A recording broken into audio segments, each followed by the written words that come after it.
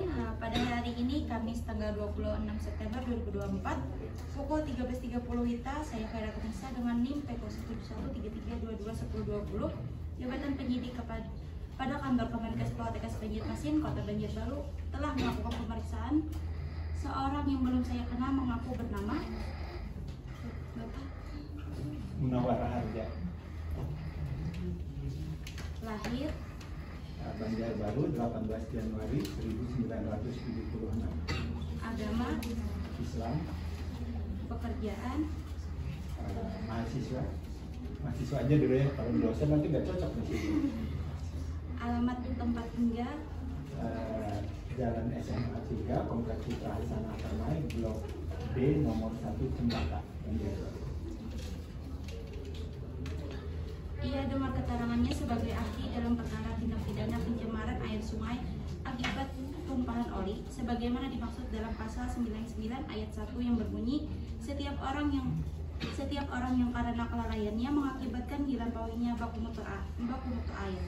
Sebelum melakukan pemeriksaan lebih lanjut, mohon izin kesediaannya dan bisa berdiri terlebih dahulu Bapak untuk melakukan pengambilan sumpah kepada rekan yang bertugas. Dipersilakan. Bapak, saya akan mengambil jalannya sumpah ahli. Bisa diikuti kata-kata dari saya. Demi Allah saya bersumpah.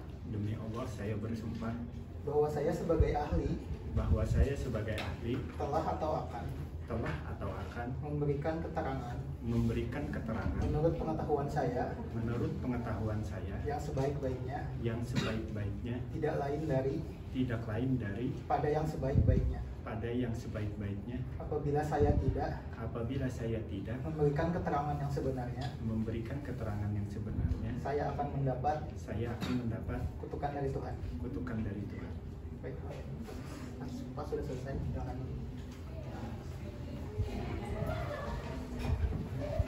Terima kasih Bapak atas kesediaannya. Sebelumnya saya ingin menyampaikan kronologi kejadiannya.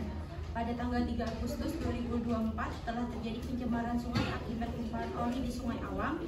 Jadi ada kapal tugboat yang lewat di sungai tersebut yang membawa oli bekas.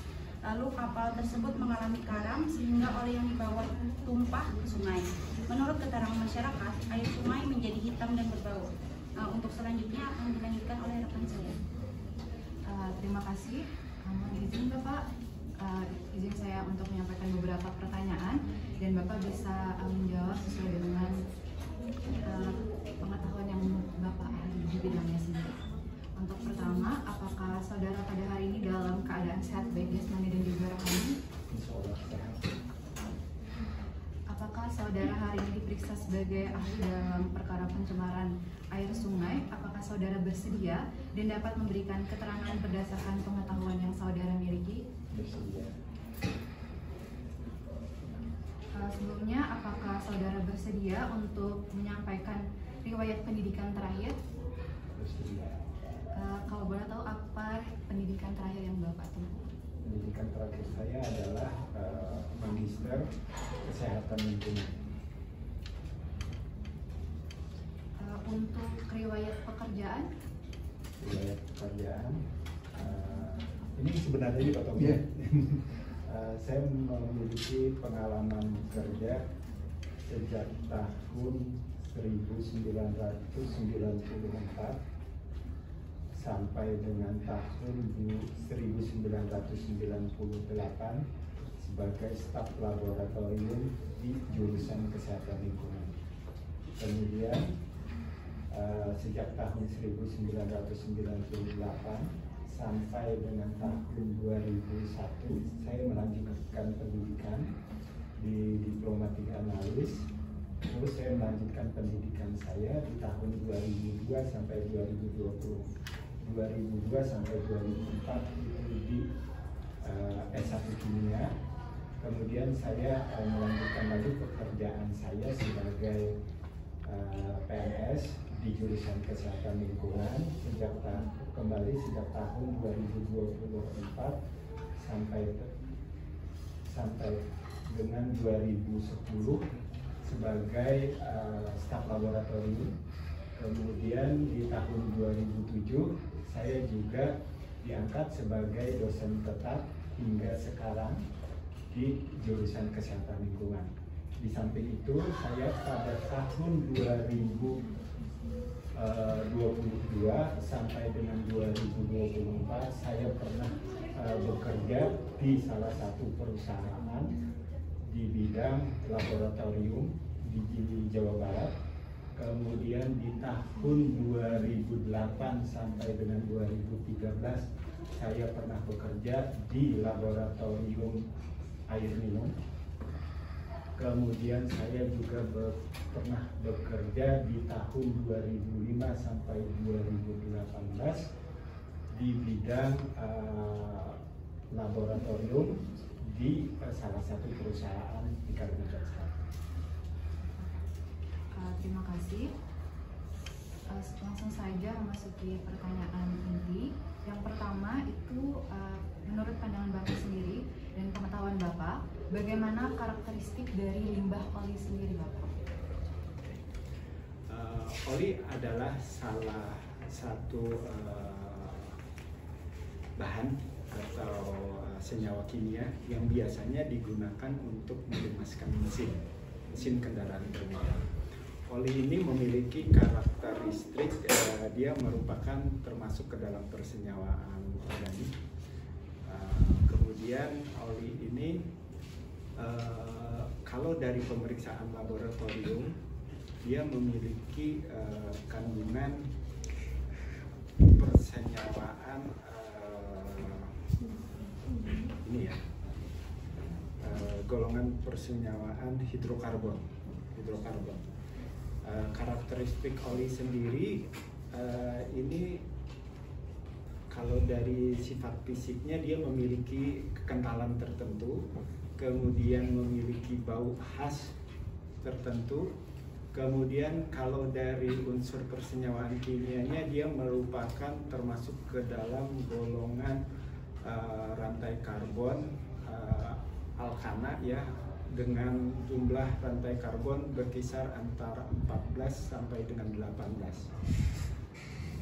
Dia memiliki titik bakar atau ini yang lebih rendah, lebih tinggi dari persenyawaan bahan bakar minyak seperti bensin dan solar.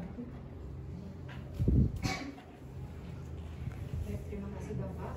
Untuk pertanyaan selanjutnya, berhubung oli tersebut tumpah di badan air, lalu bagaimana cara ataupun metode yang tepat dan digunakan untuk pengambilan sampel air tersebut, Bapak?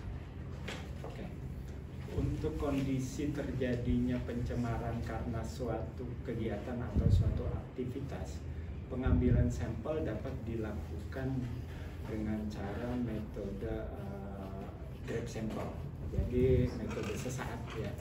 Jadi pengambilan sampelnya dilakukan pada lokasi yang diasumsikan telah tercemar, kemudian dibandingkan atau diambil juga di lokasi lain yang diasumsikan tidak tercemar. Sebagai pembanding, nanti apakah tingkat atau pencemaran pada lokasi yang diasumsikan tercemar tadi itu memang disebabkan oleh aktivitas atau oleh suatu kejadian seperti itu. Terima kasih Bapak. Lalu setelah diambil sampel air sungai tersebut, setelah diantar ke lab, lalu kira-kira apa saja parameter yang harus ataupun wajib untuk diperiksa sebagai parameter bahwa air tersebut telah tercemar oleh oli, Pak? Tentunya kita harus mengetahui dulu karakteristik unsur-unsur kimia yang ada di oli tersebut. Ya. Parameter yang bisa kita uji diantaranya itu adalah pemeriksaan lemak atau minyak. Kemudian kita bisa memeriksa parameter COD. Kemudian di sini kita harus mengetahui unsur-unsur persenyawaan kimia apa saja yang kemungkinan terdapat di dalam oli. Misalnya kita harus memeriksa misalnya unsur Pb. Nah, jadi sebelum kita memeriksa air tersebut, kita juga harus mengetahui karakteristik dari oli yang tumpah tersebut. jadi seperti apa karakteristiknya. Sehingga apabila nanti kita bisa menyatakan air tersebut tumpah akibat kejadian atau akibat suatu aktivitas, kita bisa memperkirakan penyebab dari tercemarnya air tersebut karena aktivitas itu.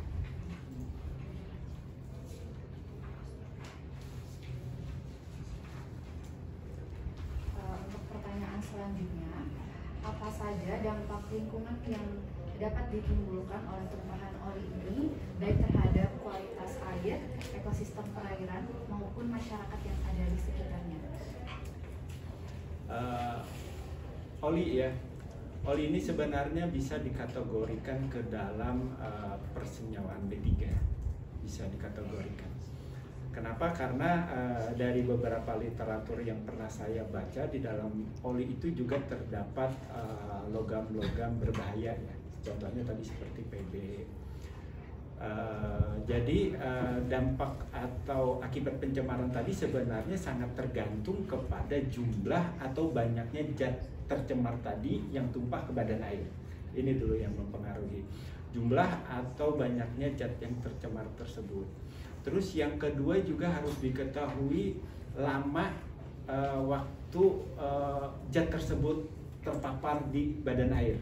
Nah, seperti kita ketahui, sungai merupakan salah satu media lingkungan yang bisa bergerak ya. Nah, sehingga jarak paparan atau jarak cemarannya ini sangat tergantung kepada pergerakan arus. Nah, ini juga yang harus diperhitungkan. Sehingga dampak yang bisa ditimbulkannya tentunya sangat tergantung dari kondisi awal air tersebut. Artinya seperti ini. Kalau air tersebut memang sebelumnya sudah tercemar, maka dampak yang akan ditimbulkannya tentunya akan lebih parah. Lebih parah. Kenapa lebih parah? Karena sebenarnya oli tadi itu merupakan tambahan senyawa kimia yang sudah ada di dalam air. Jadi dia mungkin konsentrasinya akan semakin meningkat karena ada air, ada tumpahan oli tadi. Tapi kalau persenyawaan yang air dalam kondisi yang sebelumnya tidak tercemar masuk, mungkin masih bisa dikatakan ini terencerkan, akhirnya oli tersebut terencerkan. Tapi kalau memang lingkungan perairan tadi sebelumnya memang sudah tercemar, makanya tadi dalam pengambilan sampel tadi juga kita sebaiknya melakukan pengambilan sampel di lokasi yang diasumsikan tidak tercemar, supaya bisa mengetahui atau membandingkan apakah dampak yang ditimbulkan nantinya itu benar-benar hanya disebabkan oleh tumpahan oli, atau juga jangan-jangan dampak tersebut disebabkan oleh aktivitas yang ada di bagian hulu sungai yang mengalir gitu, sehingga perlu juga kita bandingkan. Kira-kira kalau dampaknya sangat tergantung, kalau kepada makhluk hidup itu sangat tergantung dari cara masuknya ke dalam tubuh. Maksudnya seperti ini, kalau air sungai tadi digunakan oleh masyarakat sekitar sebagai sumber air baku atau langsung sebagai sumber air minum, maka dampaknya bisa sangat berbahaya. Tapi apabila lingkungan tersebut tidak ada masyarakat yang menggunakannya sebagai sumber air minum maupun sebagai sumber air bersih untuk kehidupan masyarakat, mungkin dampak kepada masyarakat itu hanya tidak langsung nantinya. Misalnya hanya akan timbul dampaknya itu bisa berupa kematian biota-biota di air seperti itu. Nah, itu tentunya akan berpengaruh terhadap mungkin ikan-ikan yang ada di sana. Nah, ini juga tergantung ikan-ikan yang ada di sana apakah juga dikonsumsi oleh masyarakat atau tidak. Dampak apabila oli atau senyawa kimia yang terdapat di dalam oli tadi kemudian masuk ke dalam ikan. Nah, ini dampaknya itu biasanya tidak akut ya, jangka panjang, terakumulasi nanti. Berapa lama akumulasinya. Jadi, kalau kita ingin mengetahui dampaknya itu tidak akan bisa dilihat dalam jangka waktu yang sangat singkat. Mungkin dampaknya itu akan bisa diketahui setelah beberapa waktu kemudian. Itu baru diketahui. Nah, yang mungkin bisa dirasakan itu dari segi estetik yang jelas. Kenapa? Karena oli itu adalah persenyawaan yang tidak mudah larut di dalam air. Nah, tentunya akhirnya apa? Oli ini kan memiliki berat jenis yang lebih berat dari air. Tentu dia akan terendapkan di bagian bawah dasar sungai ya. Nah, ini resikonya. Dan kemungkinan kalau dari segi estetika tadi mungkin akan menyebabkan air seperti terlihat berwarna hitam, kotor, secara estetiknya seperti itu. Mungkin itu dampaknya terhadap. Terima kasih Bapak. Untuk pertanyaan selanjutnya akan dilanjutkan oleh rekan saya. Baik, sebelumnya izin Bapak, izin perkenalkan diri. Perkenalkan, nama saya Rizky Nasarbanu, di sini sebagai rekan dari teman-teman penyidik juga. Mungkin saya di sini akan melanjutkan pertanyaan dari teman-teman saya. Izin Bapak, langsung saja untuk pertanyaannya. Mengenai pencemaran yang terjadi akibat tumpahan oli tersebut, Bapak, bisakah Bapak mendeskripsikan bagaimana sih mekanisme proses pencemaran tersebut terjadi pada sungai sehingga dapat menimbulkan dampak, Bapak?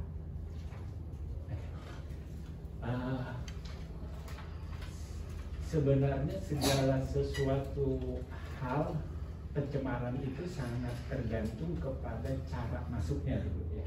Cara masuknya artinya seperti ini maksudnya.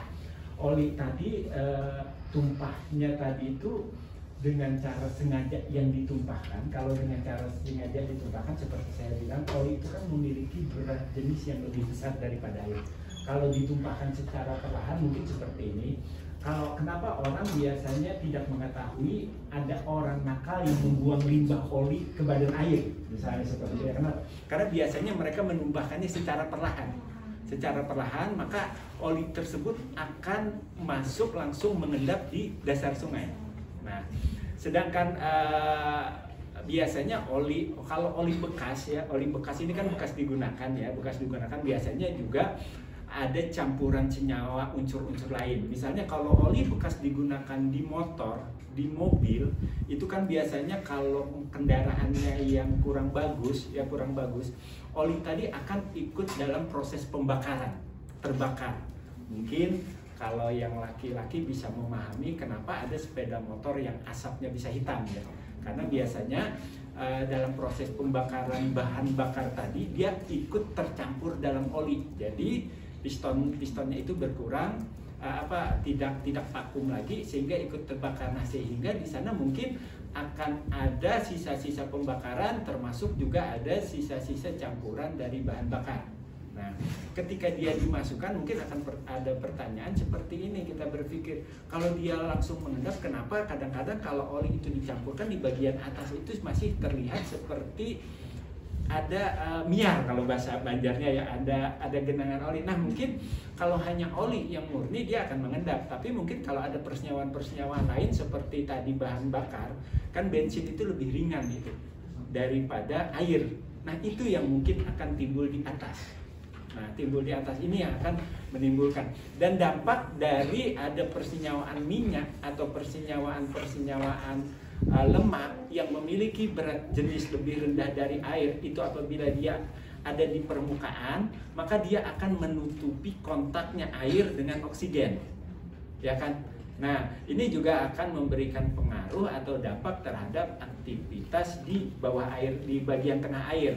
Ikan mungkin tidak akan mendapatkan oksigen yang cukup, tanaman air tidak mendapatkan oksigen yang cukup. Nah, yang kedua, apabila tadi tumpahnya air tadi karena pecahnya sebuah tangki, ya, pasti dia akan menyebar, tidak seperti yang ditumpahkan tadi. Nah, ini juga akan berpengaruh terhadap pola cemarannya. Termasuk yang paling penting itu adalah arus sungai tadi yang membawanya, Nah, dampak dari oli tadi sangat tergantung cara masuk dan cara tercemar. Tadi kalau dia tumpah itu yang menyebar, dan apabila di situ tadi akibat dari perahu yang tenggelam ya, pasti ada gejolak ya. Nah, ini akan mengakibatkan tentunya penyebaran dari oli tadi semakin jauh, semakin melebar itu dampaknya. Nah, mungkin seperti itu. Terus dampak yang membahayakannya sebenarnya kalau dari sepengetahuan saya sangat tergantung dari kondisi air itu sendiri tadi ya, kondisi air dan banyaknya volume air yang di sana, serta banyaknya oli yang tumpah, itu sangat berpengaruh. Oke. Baik, terima kasih Bapak. Mungkin langsung saja lanjut ke pertanyaan selanjutnya. Dari pencemaran yang terjadi nih Bapak, sesuai dengan kondisi yang ada, menurut Bapak, apakah ada faktor alam atau faktor manusia yang dapat memperparah kondisi dari pencemaran tersebut, Pak? Ada. Nah, yang seperti saya bilang tadi, kalau kita berbicara di air itu sama seperti di udara ya. Kalau di udara itu mungkin kecepatan angin sangat mempengaruhi ya penyebarannya. Di air sama. Kondisi alam itu, yang dimaksud kondisi alam itu adalah pergerakan air itu. Pergerakan air.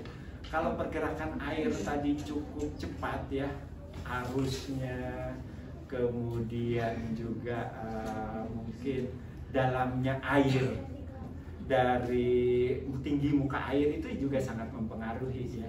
Sebenarnya kalau semakin dalam air mungkin dampaknya tidak begitu signifikan karena oli tadi akan berada di dasar ya dampaknya. Cuman walaupun dampaknya kecil, apabila ada oli di dasar tadi, yang akan membuat susah itu adalah apa? Penanggulangannya nanti. Tapi kalau tinggi permukaan air tadi tidak terlalu tinggi ya, mungkin dampaknya akan cepat. Tapi penanggulangannya juga sebenarnya bisa lebih cepat ya.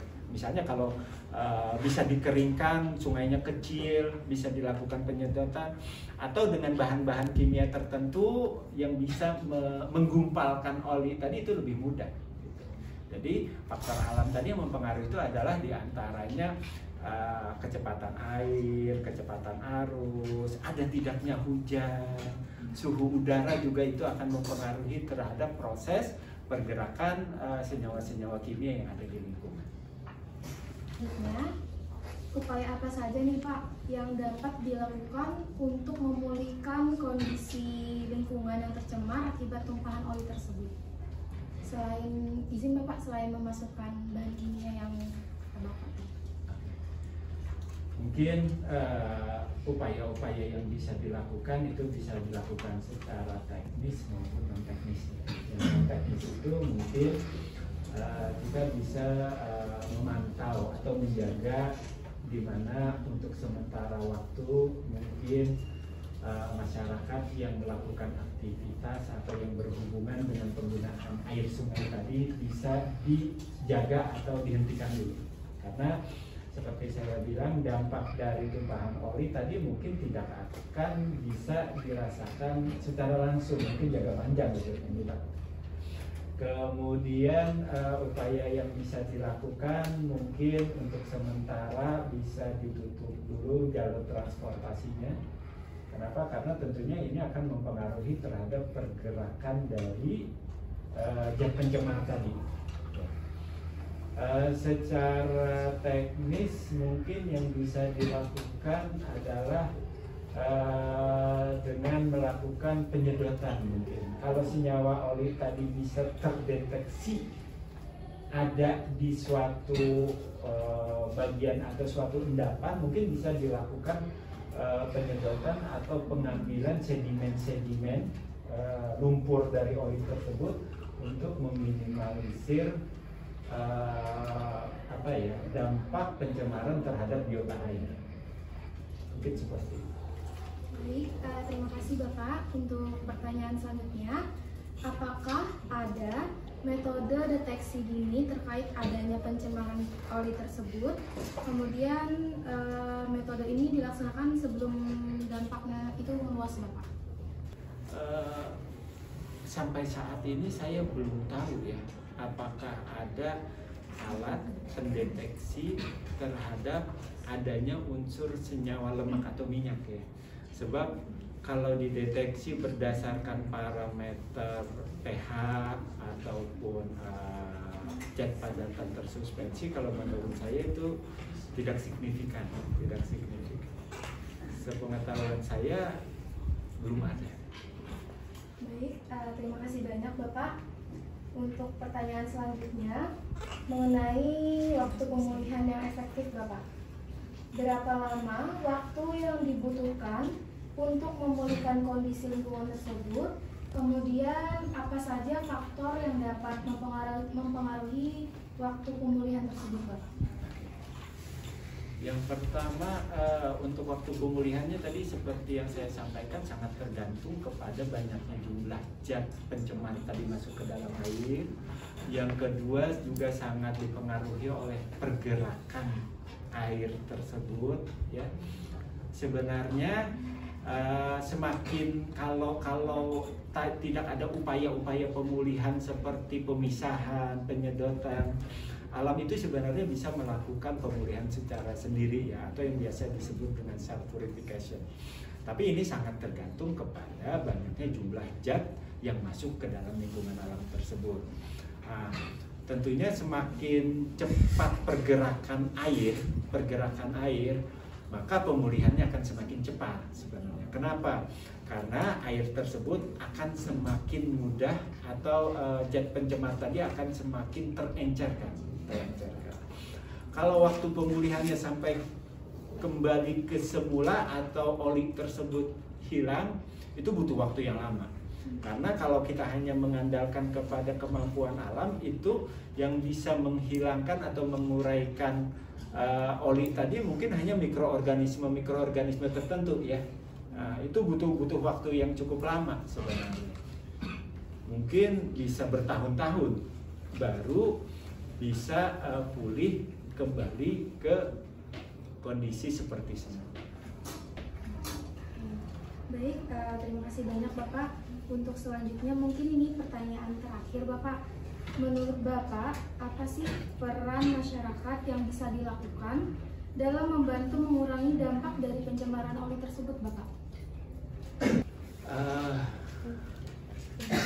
Sungai itu merupakan sumber daya alam milik bersama. Jadi menurut salah satu teori, ya, sumber daya alam milik bersama itu harus dikelola secara bersama-sama dan dijaga secara bersama-sama. Nah, artinya apa? Artinya seperti ini, ya, peran masyarakat yang ada di sekitar aliran sungai maupun masyarakat yang menggunakan aliran sungai itu sangat penting terhadap kelestarian sumber daya air. Jadi kepedulian masyarakat terhadap lingkungan air itu sangat diperlukan. Jadi seperti ini, saya ambil contoh. Kalau masyarakat sudah tidak menggunakan sungai sebagai sumber air bagi kehidupan mereka, itu justru sangat berbahaya. Artinya seperti ini, ya. Tadi kita berbicara tentang tumpahan oli, ya, nanti lingkungannya. Sebab seperti ini yang kita takutkan, jangan-jangan air tersebut bukan hanya tercemar oleh oli akibat adanya kapal yang tenggelam tadi. Jangan-jangan seperti itu. Jangan-jangan masyarakat yang ada di pinggir sungai itu sudah terbiasa membuang sisa-sisa minyak gorengnya itu ke sungai. Itu yang kita nggak tahu, ya. Kita nggak tahu. Jadi ini hanya sekedar pengalaman. Saya dulu pernah bertanya kepada masyarakat di suatu daerah seperti ini. Mungkin pernah mendengar bahwa masyarakat sekarang tidak diizinkan menggunakan membuat jamban, ya, di pinggir sungai. Nah, ternyata itu memiliki dampak yang belum dampak yang berbeda. Mungkin orang berharap masyarakat itu kalau tidak membuang kotorannya ke sungai, masyarakat akan melihat sungainya bersih, lebih bagus, gitu kan? Nah, ternyata saya pernah mendengar seperti ini. Masyarakat bilang,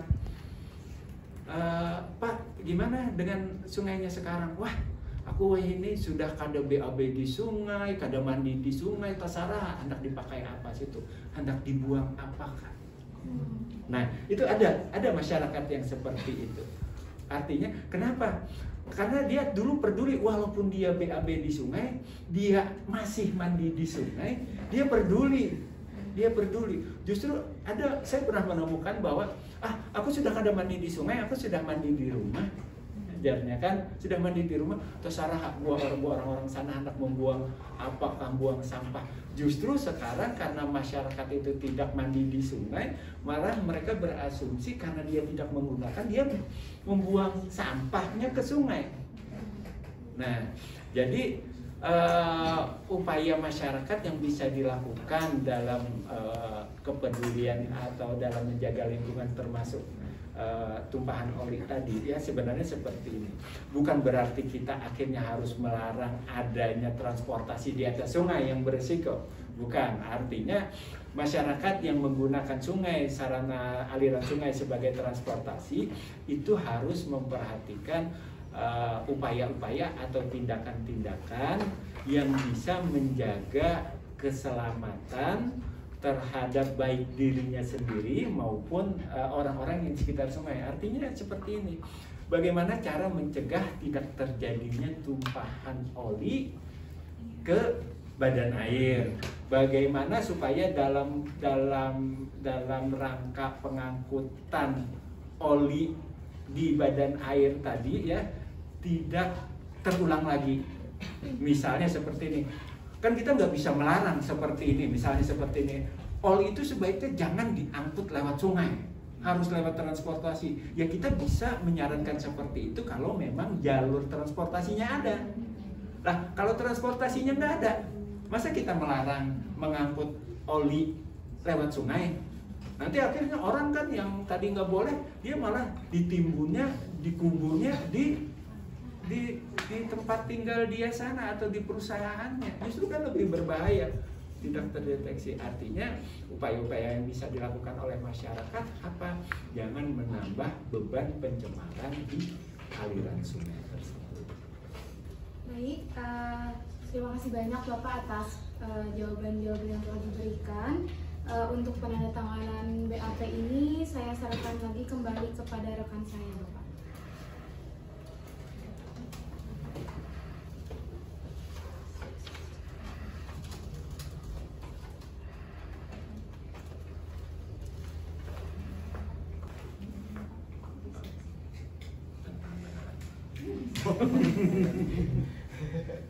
Ini ya.